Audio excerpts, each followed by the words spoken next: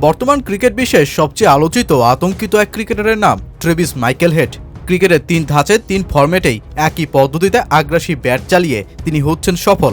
কোন এক সময়কার ডিফেন্সিভ মেজাজে ব্যাট চালানো হেডই এখন অস্ট্রেলিয়ার বড় রত্নে পরিণত হয়েছেন তার প্রতিবার অ্যাটাকিং মুডে ব্যাট চালিয়ে।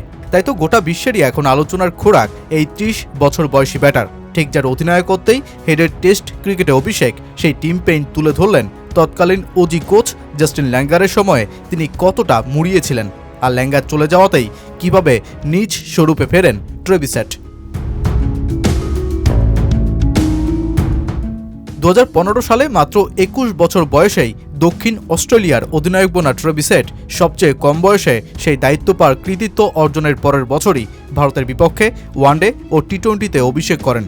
এরপর 2018 সাল পর্যন্ত তিনি সেভাবে নিজেকে প্রমাণিত করতে পারেননি। তবে 2019 সাল থেকেই নিজের খোলস খুলতে শুরু করেন হেড।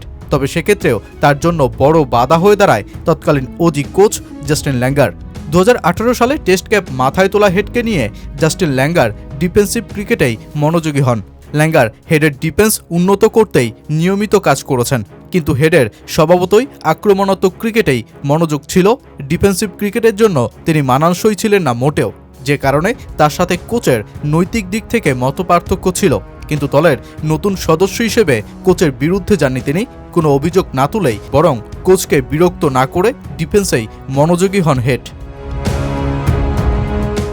কিন্তু ল্যাঙ্গার বরখাস্ত হওয়ার পরই অ্যান্ড্রু ম্যাকডোনাল্ড কোচ হওয়ার সাথে সাথেই খাঁচার হেড মুক্ত হয়ে যান। ম্যাকডোনাল্ড কোচ হওয়ার পরই ট্রেভিস হেডকে পূর্ণ স্বাধীনতা দিয়ে দেন তার আগ্রাসী ক্রিকেটের প্রতি। সম্প্রতি অস্ট্রেলিয়ান এক টিভি প্রোগ্রামে এসব বিষয় তুলে ধরেন ওজির সাবেক অধিনায়ক টিম পেইন।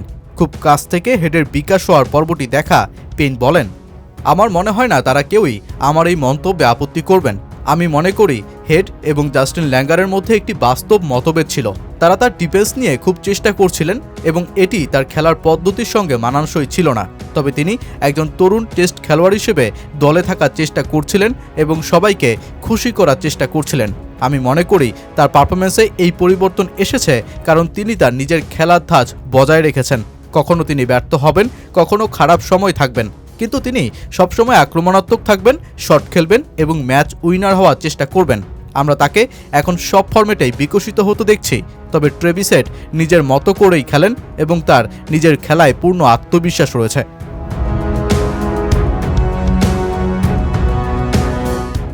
নতুন স্বাধীন দুনিয়ায় ট্রেভিস হেড পদার্পণের পরই ক্রিকেট বিশ্বে আলোড়ন তুলে ফেলেন।